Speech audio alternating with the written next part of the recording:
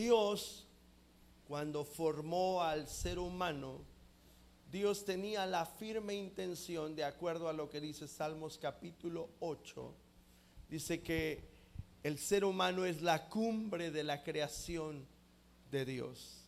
¿Qué es el hombre para que tengas de él memoria? Y el Hijo del Hombre para que lo visites, dice Salmos capítulo 8. Le hiciste poco menor que los ángeles y lo coronaste de gloria y de honra. Y esa palabra, coronaste de gloria y de honra, se refiere a los atributos que Dios nos dio, que tienen que ver con Él. Y es que la intención de Dios al darnos atributos o al darnos parte de su personalidad era que nosotros sonáramos como Él. Y que cuando tú sonaras así, la misma nota, un sonido diferente. Que fuéramos la misma cosa, que tuviéramos o emitiéramos el mismo sonido que el cielo nos acababa de proporcionar. Y el ser humano tiene la libertad de decidir, porque Dios, aunque lo pone en un huerto, el ser humano toma la decisión de la forma en que quiere emitir un sonido. Todo en la naturaleza, absolutamente todo, tiene un sonido. Incluso las estrellas tienen un sonido.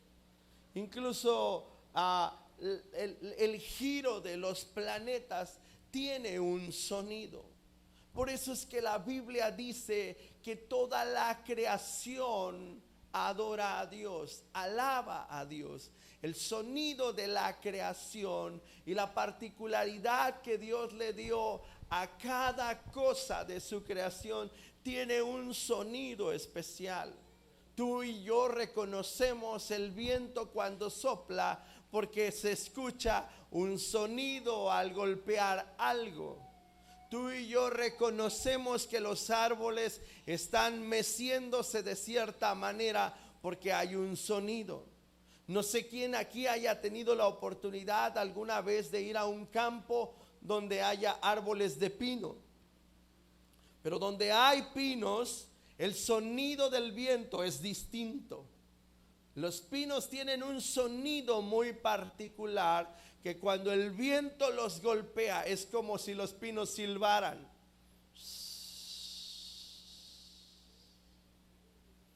Y ese sonido es tan relajante cuando lo escuchas. Y tú puedes estar en medio de un montón de árboles de mango, y cuando el viento golpea los árboles de mango, su sonido es diferente porque son llenos de follaje, tienen mucha hoja, así que se escucha como si algo muy fuerte fuera a suceder, porque los árboles, las ramas se mecen y emiten un sonido totalmente distinto.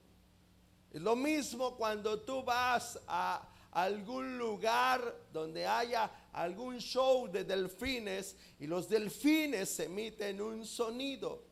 No es el mismo sonido, aunque sea el mismo show, el que emite una foca cuando sale del agua. Pueden estar compartiendo el mismo estanque, pero su sonido es totalmente distinto. Así que el diseño particular de Dios que Él nos dio es específicamente el sonido del corazón que Dios mismo puso en nosotros, porque nuestro corazón o nuestro espíritu, dice la Escritura, clama a Dios con gemidos indecibles. Así que cuando hay un vacío en el corazón del hombre, su espíritu comienza a clamar un sonido que quizás para ti es desconocido, pero que Dios lo está entendiendo de la manera correcta, porque emites el sonido de la naturaleza de Dios. Es como cuando una ballena está en la etapa o en la temporada de apareamiento y esta ballena emite un sonido, y este sonido puede ser escuchado a cientos de kilómetros por un vallenato, y no importa que haya muchos peces en el océano, solamente quien es de su misma naturaleza hace caso al sonido de apareamiento que una ballena está emitiendo. Y entonces el vallenato comienza a moverse hasta donde está esa ballena en su momento cumbre para poder reproducirse. Pero los delfines no acuden al llamado, las tortugas no acuden al llamado, los peces no acuden al llamado, porque tiene que ser alguien que comparta su misma naturaleza. Dígale a alguien: para poder entender el sonido de Dios, necesitas compartir su naturaleza. Dígale: necesitas compartir su naturaleza. Libro de los Salmos, capítulo 15, y vamos a la escritura y tratemos de entender lo que la Biblia nos enseña.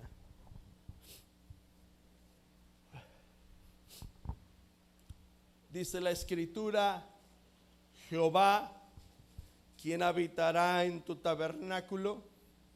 ¿Quién morará en tu monte santo? ¿Qué dice el versículo 2?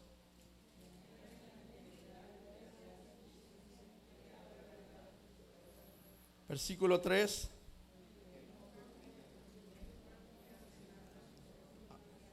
A ver, pero como si estuvieran vivos, ¿ok? Salmos capítulo 15, yo leo el versículo 1, ustedes leen el 2 y el 3. Jehová, ¿quién habitará en tu tabernáculo? ¿Y quién morará en tu monte santo?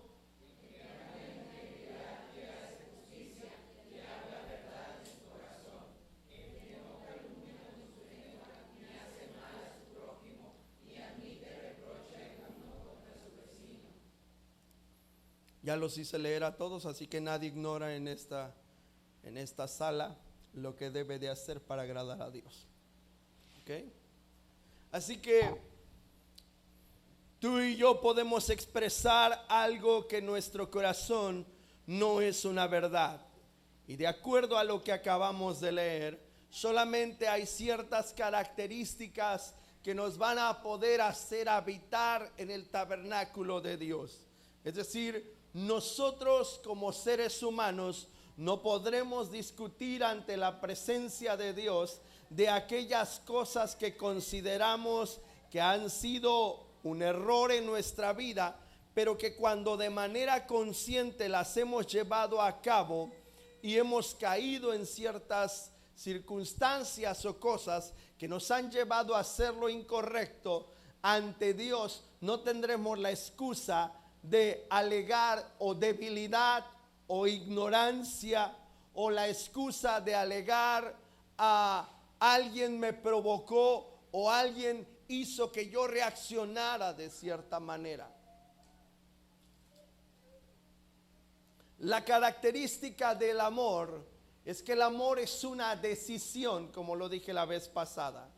Y les dije que todo el amor que surge de parte de Dios, que es el que habla, primera carta a los Corintios capítulo 13, esa clase de amor es la clase de amor que Dios tuvo para con nosotros.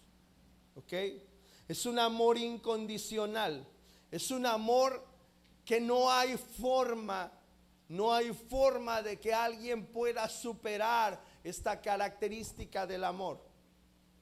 Entonces, si Él puso esa característica en nosotros, y si son las tres únicas cosas que hasta hoy permanecen, la fe, la esperanza y el amor, y la mayor de estas es el amor, lo que la Escritura está queriendo enseñarnos es que la única cosa que puede hacer cambiar el corazón del hombre es que el hombre decida amar a Dios sin medida.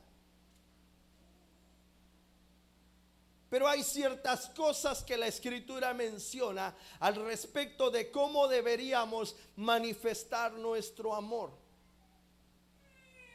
El apóstol Pablo, cuando habla acerca de los matrimonios, les dice a los esposos: maridos, amad a vuestras esposas y no sean ásperos con ellas. Y ser áspero es una característica contraria a amar. Así que cada vez que tú y yo tratamos a nuestra esposa como un objeto y no como el vaso frágil que dijo Dios que es, nosotros estamos renunciando a la característica de Dios de amar de la forma que Él amó. Y es que tendríamos que verlo desde la perspectiva del cielo. Si el apóstol Pablo mismo dice que el esposo debe amar a la esposa de la misma manera que Cristo amó a la iglesia y se entregó por ella, entonces no hay una excusa o un pretexto que pudiéramos presentar ante Dios de cómo deberíamos de amar a esa persona que es nuestra compañera de vida. Porque si Cristo, siendo ofendido, no reaccionó de manera áspera, porque si Cristo, siendo provocado, no cayó en la provocación, entonces yo no podría discutir delante de Dios que mi esposa me provocó a ser como soy o a responder de manera incorrecta. Así que lo que la Biblia nos está enseñando respecto de esto es acerca del cuidado tan importante que debe existir en la familia. Hijos, obedeced en el Señor a vuestros padres, porque esto es justo. ¿Ok? Y cuando habla de justicia, una de las características de lo que acabamos de leer aquí es que la única forma en que un hombre puede estar en la presencia de Dios es que tiene que vivir en integridad y hacer justicia. Y una vida justa es una vida que aplica obediencia a los mandatos de Dios, aun a pesar de que no reciba el pago justo. Él sabe vivir en justicia. Porque vivir en justicia no tiene que ver con lo que tú recibes, tiene que ver con lo que tú eres.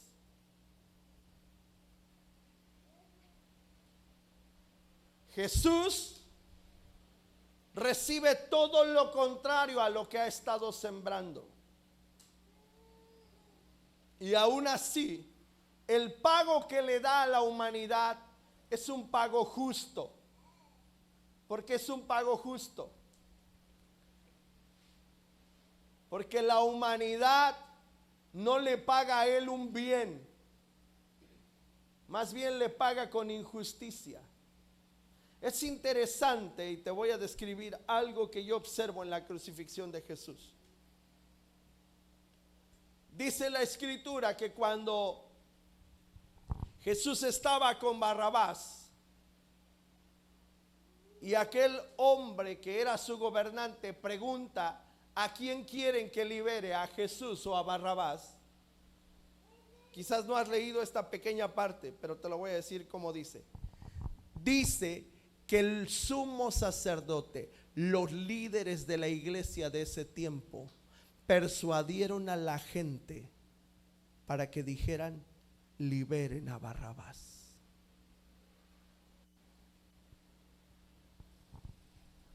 Porque eso es lo que provoca la religión. La religión te lleva al punto de que tú pierdas incluso la sensibilidad de hacer lo que haces por amor y comiences a hacerlo por compromiso, por defender algo que tú consideras que es correcto, pero no defendiendo al Dios de lo correcto. ¿Ya me explico? Hay una enorme diferencia entre defender tus creencias y tu religión a defender tu relación con Dios, porque defender una relación no tiene que ver con lo que tú percibes, tiene que ver con lo que tú conoces.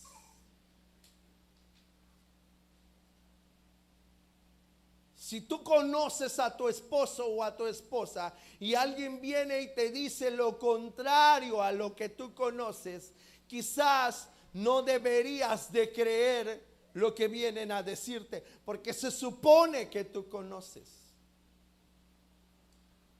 Así que tú defiendes lo que es, no lo que alguien más te dijo. Parece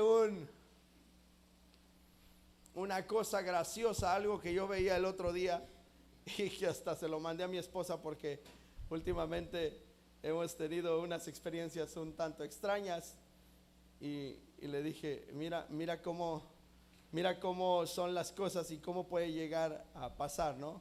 El diablo, cómo puede actuar.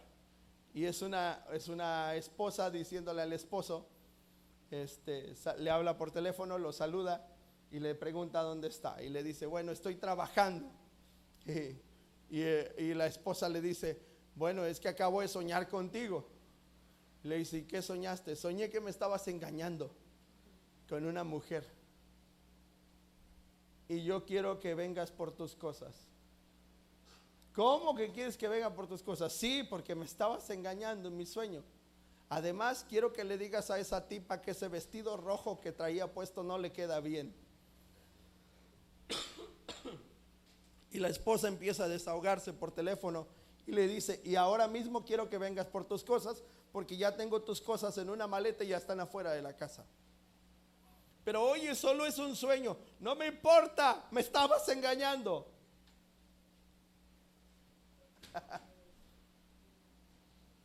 Y luego empieza a insultar a la mujer con la que lo vio en el sueño. Pero yo no conozco a nadie, es más, ni siquiera sé quién rayos puede usar un vestido rojo. Sí, pero yo te soñé y no me interesa. Ven por tus cosas, ¿no? Y yo me reía de ese video porque una de las cosas que el diablo busca siempre es desacreditar a alguien para que aquello se convierta en una verdad en el corazón de la persona y esa verdad aparente se convierta en un reclamo.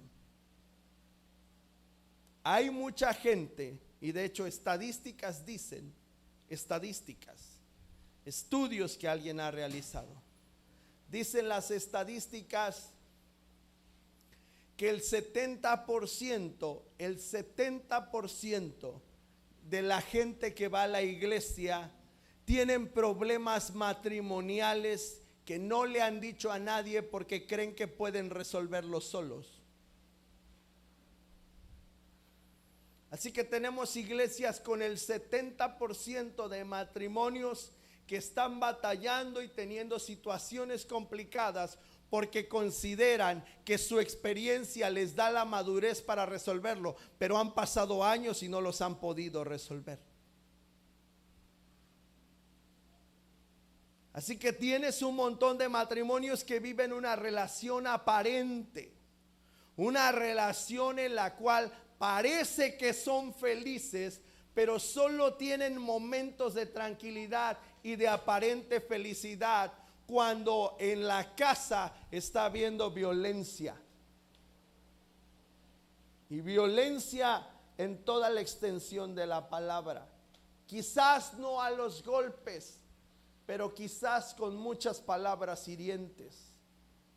Dicen otras estadísticas y entrevistas que le han hecho a niños, a mujeres principalmente, acerca de los padres de familia, y el 80% de niños y mujeres han respondido que los padres cristianos a veces maldicen en el interior de sus casas.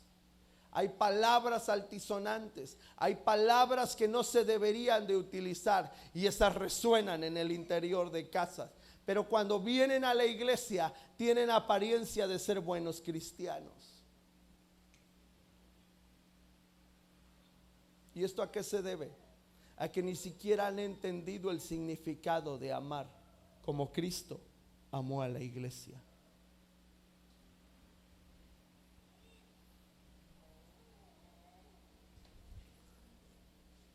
Cuando comenzamos a pensar en la fe, la realidad de la fe son los milagros. Pero cuando comenzamos a pensar en la verdad, la realidad de la verdad es la obediencia. Así que verdad es el conocimiento de lo que es o de lo que ha pasado realmente. Y si la Biblia dice que Jesús es el camino, la verdad y la vida, lo que yo tengo que dedicarme a conocer, ¿qué es? ¿Quién es Jesús? Porque Él es la verdad. Cuando yo no entiendo la verdad revelada, entonces yo no estoy abocándome a conocer a Jesús. Quizás me estoy adentrando y protegiendo mi religión, pero no estoy conociendo a la persona que es la verdad.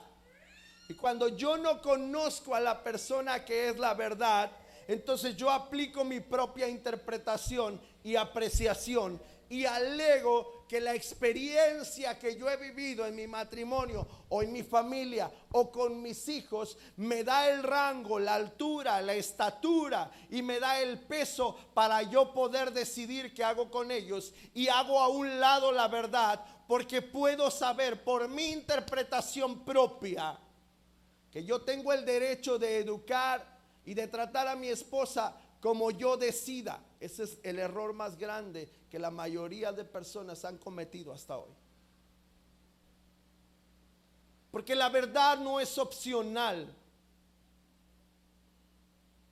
Porque caminar conforme a los principios de Dios no es opcional.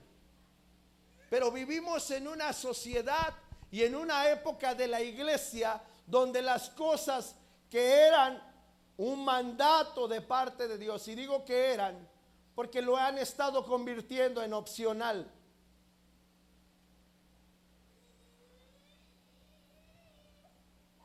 Lo han estado convirtiendo en opcional.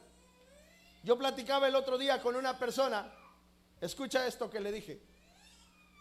Me dice, no, yo ya saqué todos los arreglos de Navidad porque descubrí que los judíos dicen que celebrar la Navidad, eso es una tradición pagana.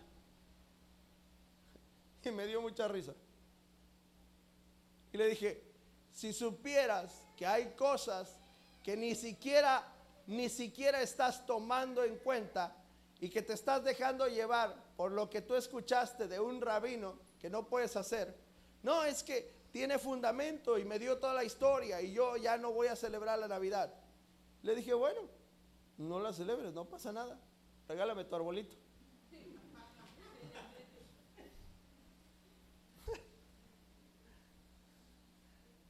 Pero es que te estoy diciendo para que entiendas que es malo. Pues es que para mí no es malo. Porque yo no celebro una fecha, yo celebro una persona. Y para celebrar yo decido cuándo quiero celebrar.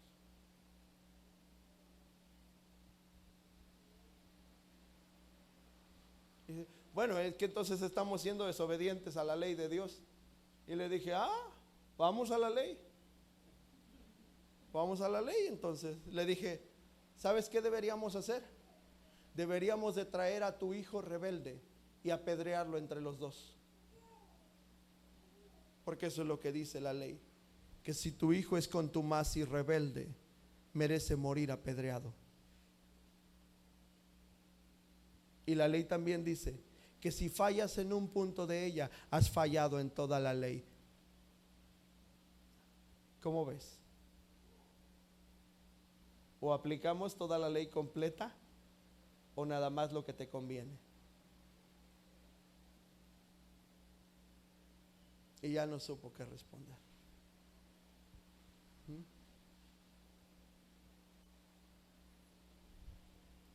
Porque el punto de la verdad es que la verdad te lleva a lo siguiente. pero la mentira siempre te va a restar de lo que debes de hacer.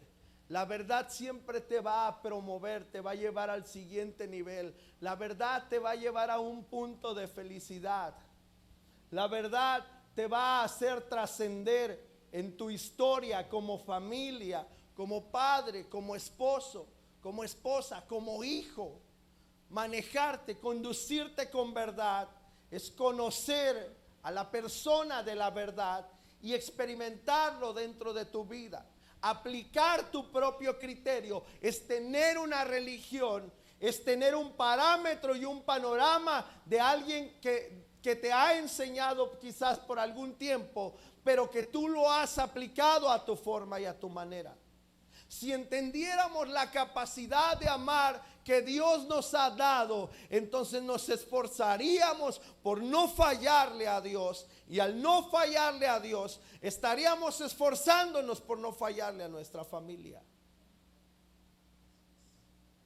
Porque dice la Escritura que cómo podríamos nosotros amar a un Dios que no vemos si no tenemos la capacidad de amar a nuestro hermano que vemos. ¿No así dice la Biblia?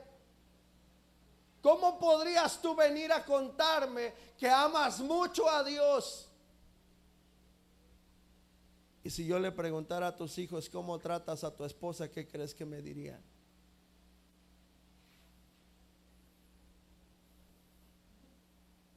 ¿Que eres áspero con ella? ¿Que tus palabras no son las adecuadas? ¿Que si puedes la tratas como una esclava?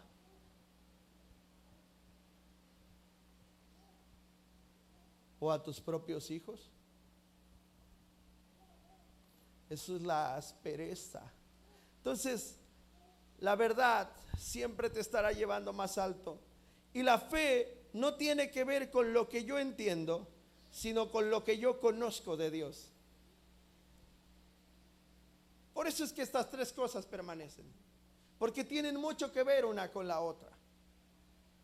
La fe tiene que ver con aquella persona de Jesús y qué tanto es lo que yo entiendo de Él. Porque si yo no estoy entendiendo, simplemente voy a aplicar lo que conozco sin entenderlo. ¿Ok?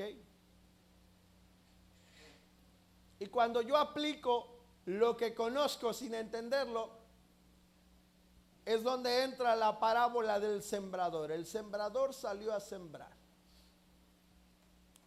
Y una parte de la semilla cayó en el camino. Vinieron las aves, la comieron y la semilla no germinó.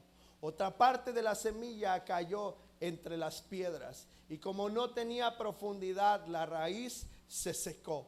Otra parte de la semilla cayó entre espinos y vinieron las preocupaciones de la vida, esto es lo que significa, y la ahogaron y murió. Y la última parte es la parte que el sembrador pudo sembrar en buena tierra, y esta creció y dio fruto a 30, a 60 y a 100 por uno. Y cuando dice que dio fruto a 30, a 60 y a 100 por uno, Jesús explica y les dice, esto significa, o esto tiene que ver con aquellos que oyen la palabra y la entienden, dijo Jesús. Y cuando la entiendes, la practicas. Cuando no la entiendes, aplicas tu criterio otra vez. Entonces, la iglesia no es el lugar donde Dios nos da una forma de interpretación personal a cada uno para que cada quien decida cómo lo aplica. La iglesia es el lugar que Dios escogió para revelar su persona, para tener un contacto más directo con Él, para conocerle cara a cara, frente a frente, en cuanto a su revelación me refiero. No a un sentido físico. En un sentido físico solo cuando estemos en la eternidad lo veremos cara a cara. Pero en un sentido de revelación, este es el lugar donde Dios te va a confrontar con tu realidad y donde Dios te va a incomodar y donde muchas veces vas a desear no estar aquí, querer largarte porque la palabra te es incómoda.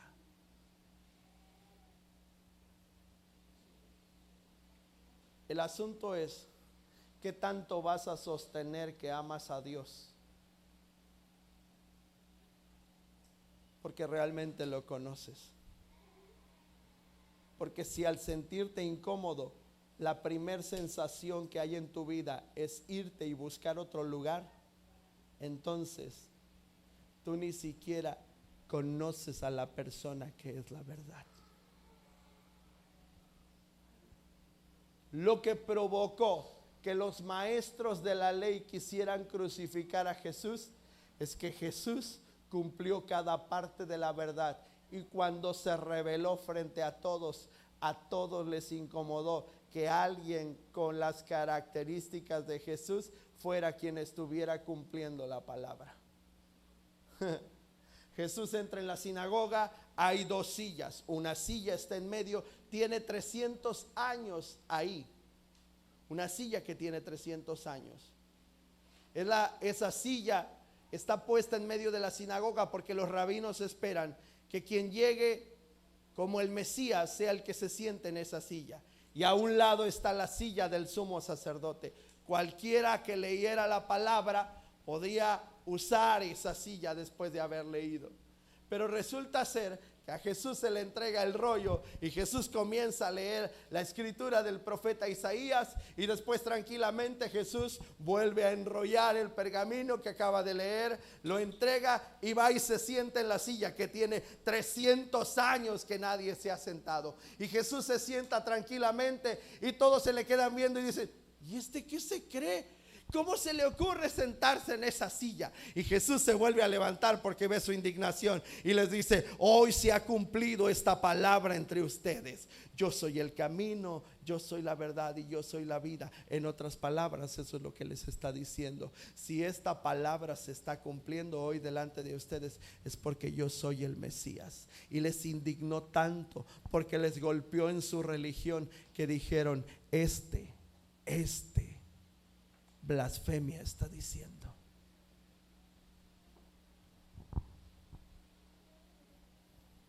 Así que la indignación de la gente no es una cosa de ahora, no es una cuestión de la generación de cristal de estos tiempos, es una cuestión de una generación que no entiende la verdad, que defiende una religión. Pero ¿para qué queremos personas con religión?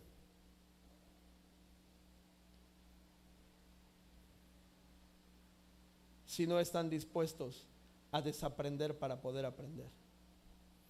Así que es más fácil defender una mentira para tener la razón que aceptar una verdad y verme como alguien que falló. Cuando tú confrontas a alguien, esto pasa en la mayoría de casos de consejería matrimonial. Si usted ha estado en consejería matrimonial conmigo, diga amén, y después le cuento qué pasa. Llegan a consejería matrimonial y dicen: es que ella me hizo esto. No, pero cuéntale completo. Cuéntale lo que me hiciste tú también. No des solo tu versión.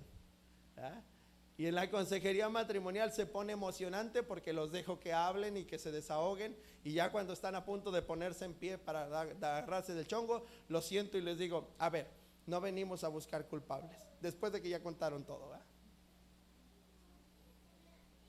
Porque una consejería no se trata de buscar culpables.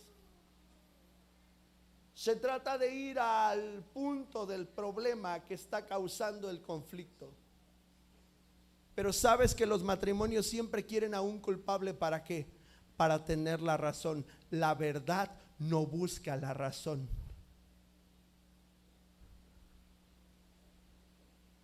La verdad busca la felicidad.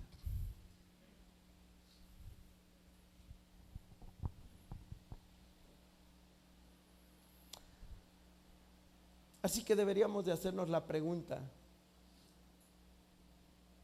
¿buscamos la verdad o buscamos tener la razón? La mejor evidencia que no hay verdad en nuestro corazón es que siempre queremos tener la razón. ¿Has conocido a alguien que cree que lo sabe todo? ¿Sí o no? Hasta cae mal ese tipo de gente. ¿Sí? Es más, yo conocí a un trailero que creía que sabía todo. No tengo nada en contra de los traileros. Ya sé que el brother es trailero. Digo, para que no se ofendan. Y me acuerdo que platicando un día dijo, ¿qué creen? Me vine desde Saltillo de reversa. Y todos diciendo, chate, cuál.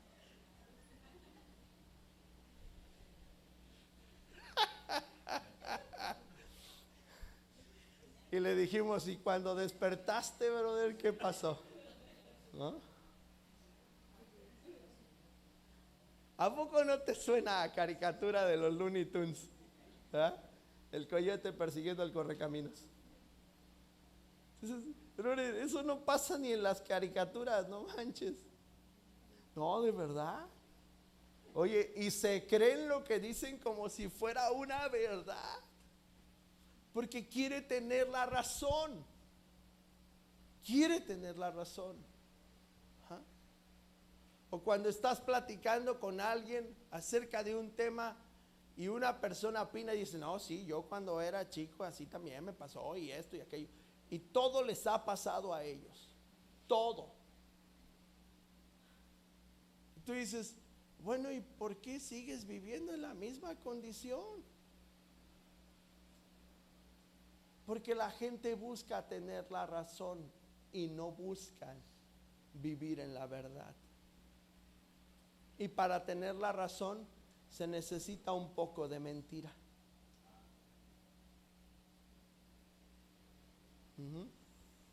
Porque aplicas tu propia versión.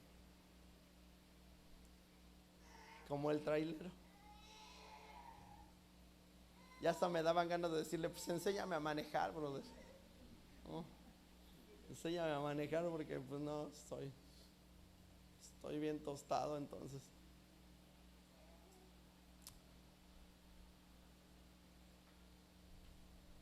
Proverbios capítulo 28, versículo 23, por favor. Proverbios 28, 23.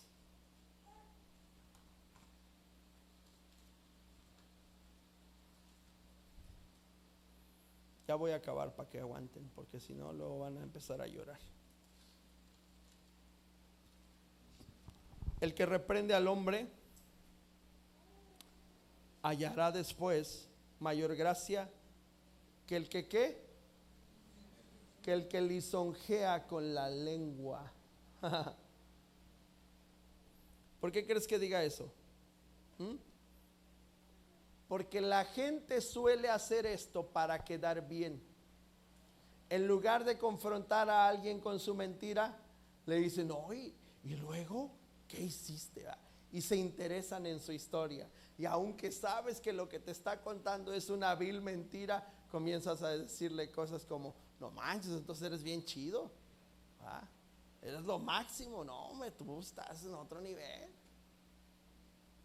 Pero ¿qué pasaría si tú reprendes a alguien que tiene esa actitud? ¿Qué crees que es lo primero que te vas a encontrar? Una reacción de enojo, de molestia. Porque aunque la persona esté diciendo una mentira, la va a defender. Porque él se lo está creyendo como una verdad en su interior.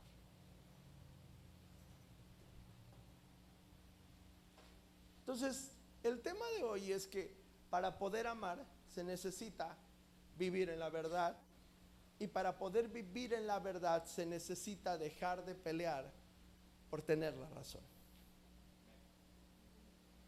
Porque tener la razón dice cuánta necesidad tienes en tu corazón de la verdad. Y aquí no buscamos tener la razón. La verdad se aprende igual que la mentira, y por eso es que todos tendríamos que aprender a desaprender. Proverbios capítulo 3.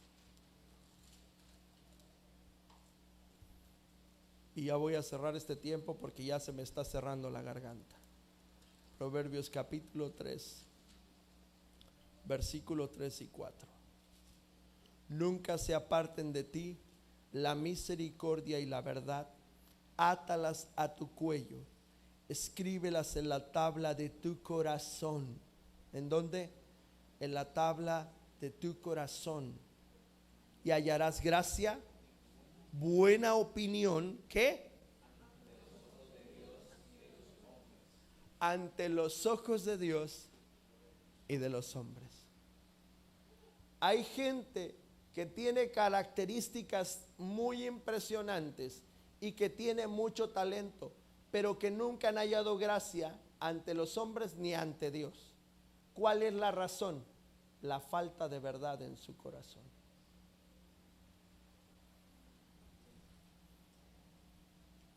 Yo le pregunto, y le dije que con esto acababa.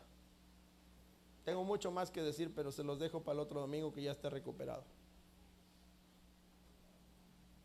Yo le pregunto, si a usted le falla un aparato, voy a poner un ejemplo muy sencillo. Si a usted le falla su mini split, ¿ok? Tiene un mini split en casa y le comienza a fallar. Y usted sabe que hay un técnico que es buenísimo, pero que tiene que andar detrás de él porque queda mal. ¿Ok? Usted sabe que es muy bueno, pero sabe que significa también perder tiempo. Y usted le llama la primera vez y no viene. Le llama la segunda vez y le vuelve a fallar. Y estamos en Monterrey a 40 grados centígrados día y noche. ¿Usted le llama una tercera vez? Algunos sí lo harían. Otros definitivamente dirían, busca a alguien más porque me estoy cociendo vivo. Y que alguien más haga el trabajo. ¿Cuál es el punto de lo que le estoy diciendo? Que no importa qué tan bueno seas en lo que haces, cuando no sabes caminar en verdad, dándole valor a la palabra que tienes en tu boca, no puedes ser promovido a más alto, porque tu corazón no se conduce con verdad.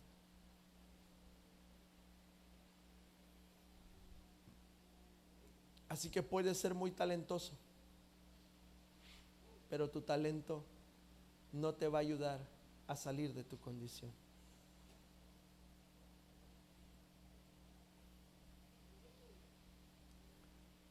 El valor que tiene tu palabra es el valor que el cielo le dio cuando tú vives en verdad. Por eso el apóstol Santiago dice que la vida y la muerte están en poder de nuestra lengua. ¿Por qué razón? Porque cuando la usamos correctamente producimos vida, pero cuando la usamos incorrectamente podemos provocar muerte al corazón de alguien. Un día un hombre en una conferencia con un pastor amigo, era una conferencia de matrimonios, y el pastor comenzó a confrontar a los matrimonios y un hombre se paró, imagínate, en un rancho, bien vaquerote el tipo, grandote, como 1.90, sombrero, botas, pantalón vaquero, una hebillota que parecía un sartén. Se levanta el tipo y le dice, pues yo no estoy de acuerdo con usted, pastor. Así bien norteñote. Yo no estoy de acuerdo. Porque a mi mujer no le falta nada. ¿Sabes qué hizo la esposa? Nada más se agachó y empezó a llorar. ¿A poco no te hago feliz? Y la esposa solo lloraba. ¿Te ha faltado algo? Dime. ¿Que acaso no he sido un hombre para ti? Y la esposa nada más lloraba. Yo no te maltrato, yo te doy todo lo que tú quieres. Tienes una casa bien grande, a los huercos no le falta nada. Dinero, ahí tienes en la casa. Dime qué te falta. Y le dijo la esposa: ya siéntate, por favor, deja que termine el pastor de dar la conferencia. No, dime aquí delante de todos. Y la esposa se agachó, siguió llorando. Pues es que te está diciendo que yo no trato bien a mi esposa. Y le dice la esposa: bueno, ¿quieres que te diga aquí delante de todos? Eso que estás haciendo es lo que siempre has hecho conmigo. Tratarme como una basura a la que puedes comprar con tu dinero y que crees que puedes mantener contenta solo porque a ti te parece que yo soy feliz, cuando desde que nos casamos yo he sido infeliz. El hombre se quedó callado, todo el auditorio se quedó en silencio, solo se sentó y al final se acercó y le pidió al pastor que orara por él, porque no se había dado cuenta que llevaba años lastimando el corazón de su esposa y él pensaba que la amaba demasiado. Quizás tú y yo estamos igual. Llevamos años lastimando el corazón de nuestra esposa, de nuestro esposo. Quizás llevamos años lastimando el corazón de nuestros hijos. Hijos, quizás llevamos años lastimando el corazón de nuestros padres. Todo por querer seguir nuestra propia interpretación y opinión de lo que es la verdad. Póngase de pie, por favor.